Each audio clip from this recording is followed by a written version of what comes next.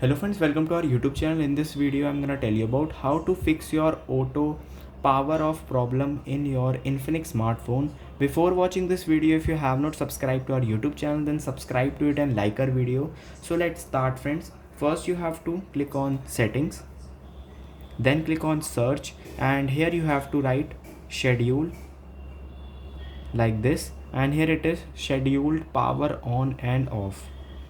Click on this and you can check if it is open and enable. You can see power off 8 p.m. Monday, Tuesday, Wednesday, Thursday and Friday, and it is enabled. You have to turn it off from here like this. Power on, you can see this every day.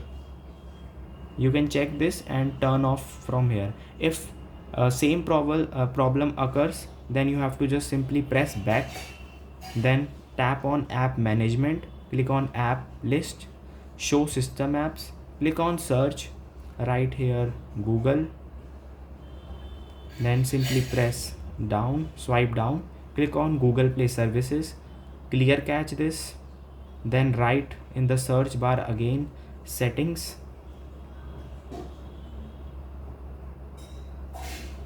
like this.